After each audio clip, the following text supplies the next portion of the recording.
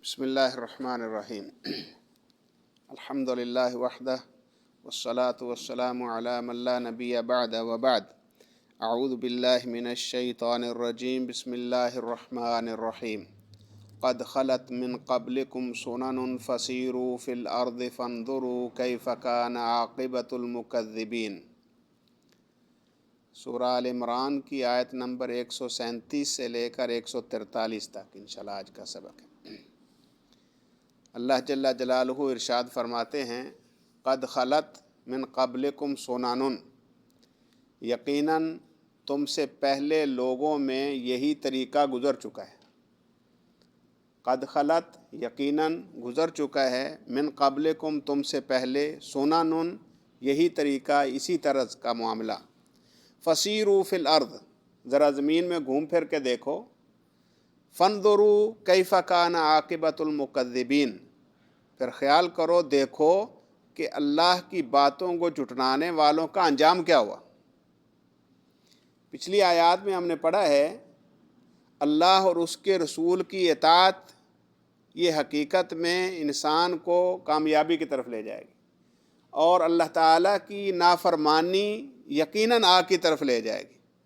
तो अब यहाँ अल्लाह कह रहे हैं कि देखो, ये कोई अभी की बात नहीं है, पहली कौमों में ये सारे मामलात गुज़र चुके हैं।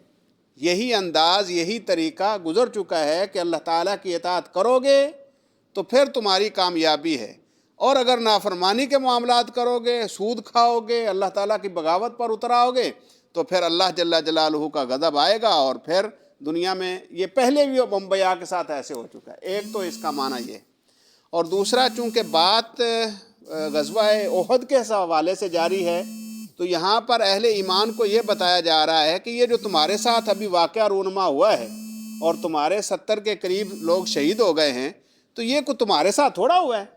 तुमसे पहले जितने भी अंबिया आए उनके साथ भी ऐसे ही वाक़यात रूनमा होते रहे, तो इसमें परेशान होने वाली कौन सी बात है। असल में जो एक तो मुसलमानों के ऊपर ये आफत टूट पड़ी कि बहुत बड़े बड़े जलीलुल कदर सहाबा शहीद हो गए, और उधर से मुनाफिकीन और यहूद जो है वो ताने पे ताना मार रहे थे कि ये अगर नबी होते सच्चे, नाउज़ बिल्लाह, अगर ये सच्चे नबी होते तो इनके साथ यही होना था।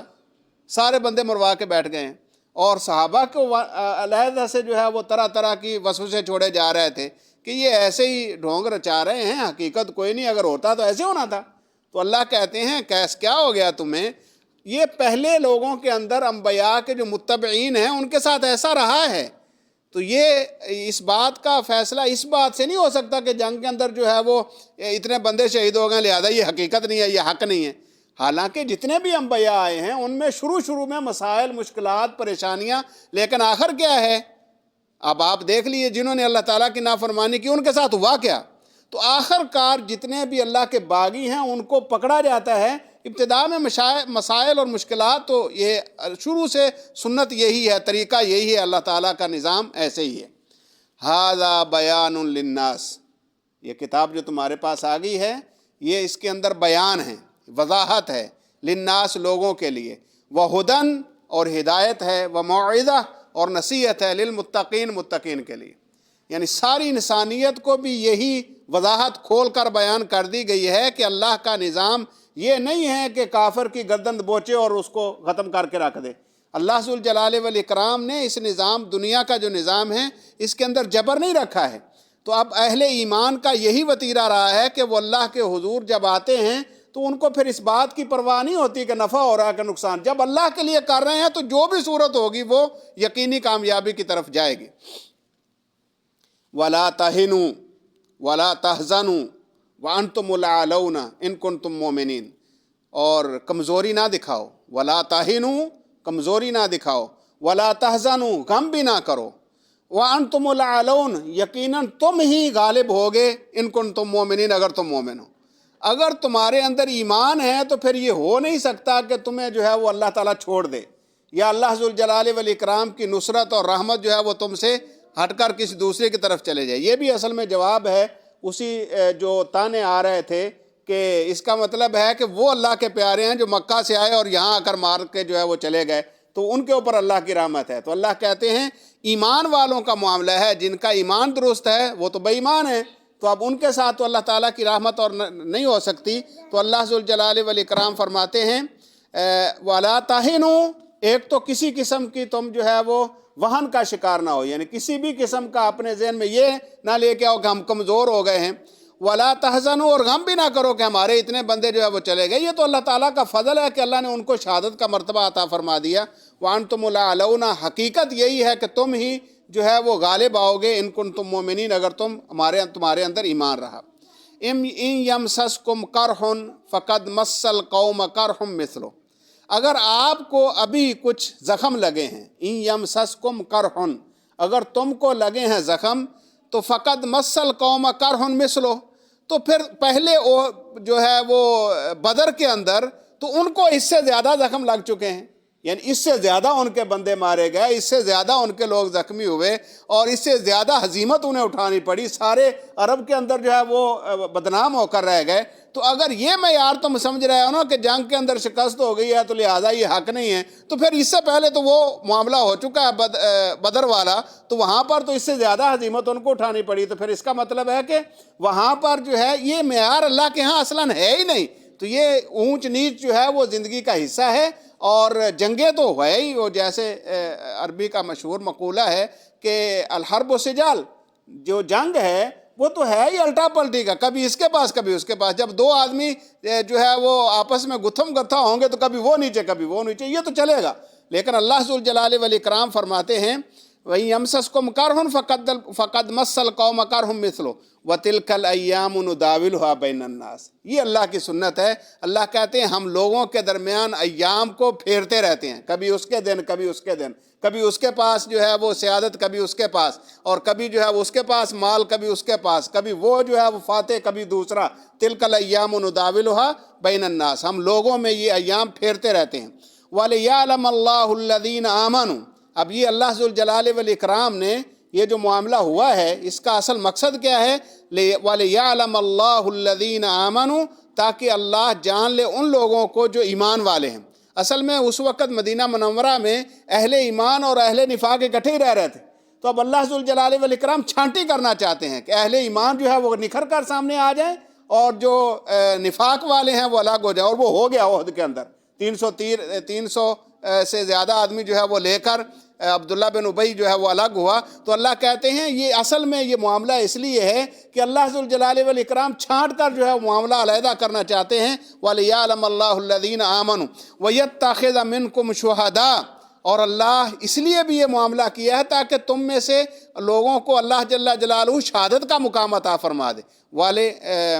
وَيَتَّخِذَ مِنْكُمْ، اور بنائے تم میں سے شہداء، شہید۔ تو یہ اللہ ذوالجلال والاکرام کا فیصلہ ہے۔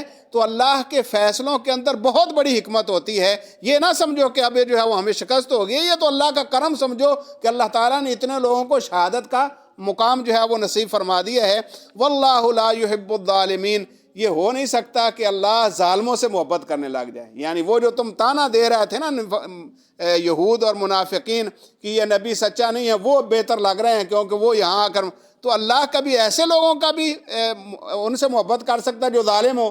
وہ تو ظالم ہیں، اللہ کے بھی باغی ہیں، لوگوں کے بھی نافرمان ہیں، رسول اللہ صلی اللہ علیہ وسلم کے بھی باغی ہیں، اور ہر طرح کا جو ہے وہ اللہ تعالیٰ کے نظام کے خلاف چلنے والے ہیں۔ تو ایسے لوگوں سے اللہ کی محبت ہو سکتی ہے؟ قطعاً نہیں۔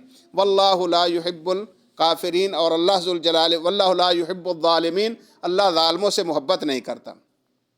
وَلِيُمَحِّصَ اللَّهُ الَّذِينَ آمَنُوا، اور یہ معاملہ جو جنگ کے اندر ہوا اس لیے بھی ہوا تاکہ اللہ خالص کر لے اہل ایمان کو۔ وہی جو پہلے میں نے عرض کیا کہ اللہ چھانٹی کر کے اہل ایمان کو خالص بالکل واضح جو ہے وہ دو ٹوک بنا دے۔ وَلِيُمَحِّصَ اللَّهُ، اور تاکہ اللہ خالص کر دے الَّذِينَ آمَنُوا، ان لوگوں کو جو ایمان لائے، وَيَمْحَقَ الْكَافِرِينَ، اور کافروں کو بالکل نیست و نابود کر دے۔ یمحق الکافرین، اور کافروں کو ختم کر دے۔ تو اللہ ذوالجلال والاکرام نے آج یہ جو تمہیں بظاہر شکست نظر آ رہی ہے، اس کے پیچھے بہت بڑی حکمت یہ ہے کہ اللہ ان کی جڑ ہی کاٹنا چاہتا ہے۔ اب کفر جو ہے واضح بات ہے، اب گئے ہیں تو بڑے خوش ہوں گے کہ ہم یہ کر کے آئے ہیں، کل کو جو معاملہ ہوگا، اور حقیقت یہی ہوئی۔ یعنی احد کے بعد جتنی بھی پھر جنگیں ہوئی ہیں پھر کفار کبھی حملہ کرنے نہیں آئے بلکہ دفاعی جنگیں انہوں نے کی ہیں، پھر مسلمانوں نے حملے کیے ہیں سارے۔ تو اللہ ذوالجلال والاکرام نے اگر یہ معاملہ ہوا ہے تو اس کا مقصد یہ ہے کہ اہل ایمان کو کندن بنا کر بالکل کھڑا جو ہے وہ سامنے لائیں اور پھر ان کے ذریعے اللہ کافروں کی جو ہے وہ جڑ کاٹتے ہیں۔ تو یہ اللہ ذوالجلال والاکرام کا فیصلہ تھا۔ اور پھر اللہ کہتے ہیں ام حسبتم ان تدخلوا الجنہ، تمہارا کیا خیال ہے ایسے ہی جنت میں چلے جاؤ گے؟ ام حسبتم، کیا تم نے یہ خیال کر لیا ہے ان تدخلوا الجنہ تک کہ تم جنت میں چلے جاؤ گے؟ وَلَمَّا يَعْلَمِ اللَّهُ الَّذِينَ جَاهَدُوا مِنْكُمْ، ابھی تو اللہ ذوالجلال والاکرام نے پرکھ نہیں کیا کہ کون اللہ کے سامنے آ کر جہاد کرتا ہے۔ وَيَعْلَمَ الصَّابِرِينَ، اور اللہ ذوالجلال والاکرام نے ابھی یہ تو واضح ہونا ہے کہ صبر کرنے والا کون ہے۔ صبر کب ہوگا؟ جب شدت آئے گی، جب مشکلات آئیں گی، جنگ کے اندر جو ہے وہ اپنے سامنے اپنے پیارے جو ہے وہ جا رہے ہوں گے، تو اس وقت دیکھا جائے گا کہ صبر کرنے والا کون ہے۔ تو کون جو ہے وہ حقیقی معنوں میں مجاہد ہے اور کون حقیقی معنوں میں صبر کرنے والا ہے، یہ اللہ نے تمہیں اس لیے دکھایا ہے کہ اللہ بالکل ہر چیز تمہارے سامنے کھول کر رکھ دے، جو ہے وہ نفاق الگ ہو جائے گا، کفر الگ ہو جائے گا، خالص ایمان بچے گا، اور وہ بھی اللہ ذوالجلال والاکرام کے راستے میں جہاد کر کے اعلیٰ ترین مقام پائیں گے۔ تو جنت جانا جو ہے ایسے ہی کیا زبانی کلامی ہو جائے گا؟ ام حسبتم ان تدخلوا الجنہ، اللہ کی جنت ایسے ہی نہیں ہے کہ بس خالی بیٹھے اور دعویٰ کر دیا اور جنت مل گئی، نہیں، اس کے لیے قربانی دینی پڑے گی، اس کے لیے صبر کرنا پڑے گا، اس کے لیے اللہ کے حضور اپنے آپ کو پیش کرنا ہوگا، اپنا مال جان دینا ہوگا، پھر اللہ جل جلالہ جنت عطا فرماتا ہے۔ وَلَقَدْ كُنْتُمْ تَمَنَّوْنَ الْمَوْتَ مِنْ قَبْلُ، تم تو پہلے موت کی تمنا کرتے تھے۔ یہ اصل میں اشارہ ہے ان مجاہدین کی طرف جو غزوہ بدر میں جو ہے وہ رہ گئے، تو وہ انہوں نے جو پہلے ہم نے عرض کیا تھا نا، انہوں نے کہا کہ اللہ کے رسول باہر چل کے لڑیں گے۔ اب وہ چاہتے تھے کہ وہ جو وہاں ہم نہیں جا سکے بدر میں، تو یہ احد تو ہمارے گھر کے پاس ہے، تو یہاں ہم باہر جا کر لڑیں گے۔ تو اللہ انہیں کہتا ہے تم تو تمنا کرتے تھے کہ ہمیں جو ہے وہ اللہ جل جلالہ شہادت دے اور ہم جو ہے وہ اللہ کے راستے میں جو ہے وہ چلے جائیں۔ وَلَقَدْ كُنْتُمْ تَمَنَّوْنَ الْمَوْتَ مِنْ قَبْلُ، اور تم موت کی تمنا کرتے تھے اس سے پہلے، ان تلقوہ من قبل ان تلقوہ، اور تمہیں وہ موت ملی نہیں تھی، یعنی تمہیں وہ اللہ جل جلالہ کی راحت میں شہادت کا جذبہ تھا، لیکن تم نے اپنی آنکھوں سے ایسا ماحول نہیں دیکھا تھا جو جنگوں کے اندر ہوتا ہے۔ فقد رأیتموہ، اب تم نے اس کو دیکھ لیا ہے۔ یہ ہوتا ہے حال جنگ میں، یہی نہیں ہے کہ وہ جو ہے وہ بس خواہش ہے، تمنا ہے تو شہید ہو جانا ہے، نہیں، جنگ کے اندر جب آمنے سامنے تلواریں چلتی ہیں اور جو ہے وہ ایک دوسرے کے سامنے جو ہے وہ جوان کٹ رہے ہوتے ہیں اور موت جو ہے وہ آنکھوں سے سامنے نظر آ رہی ہوتی ہے، تو اس وقت پتہ چلتا ہے کہ حقیقی کون جو ہے وہ موت کا طالب ہے۔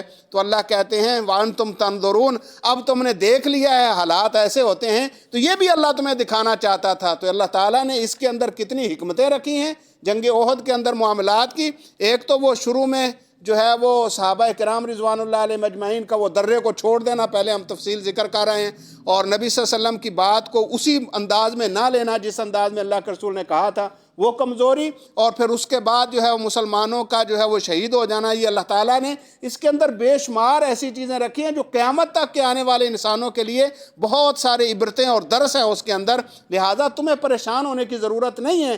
اللہ کے جو فیصلے ہوتے ہیں وہی درست ہوتے ہیں، اور اللہ ذوالجلال والاکرام نے یہی طریقہ اور سنت رکھی ہے کہ اصل اس کا حکم ماننا کامیابی ہے، پھر اس کے بعد نفع ہوتا ہے، نقصان ہوتا ہے، اس کی پرواہ کیے بغیر اللہ کی اطاعت کے اندر لگے رہنا، یہ جنت لے جانے والا ہے۔ اور اس کے لیے اپنے آپ کو، اپنی جان مال سب کچھ اللہ کے حضور جو ہے وہ قربان کر دینے کا جذبہ لے کر اللہ کے سامنے آ جانا، اس میں کامیابی ہے۔ اور اس کے اندر یہ اصل میں یہ ساری آیات اور اس کے بعد بھی حقیقت میں وہ دروس اور اسباق ہیں جو جنگ احد سے جو ہے وہ ملے، اور قیامت تک لوگ اس سے فائدہ اٹھاتے رہیں گے۔ اللہ سے دعا ہے اللہ ذوالجلال والاکرام ہمیں بھی حقیقی معنوں میں اپنا بندہ بنا دے، اللہ اپنی رحمت کے ساتھ ہمارے گناہوں کو معاف فرما دے، اللہ ہم سب سے راضی ہو جائے۔ وآخر دعوانا الحمد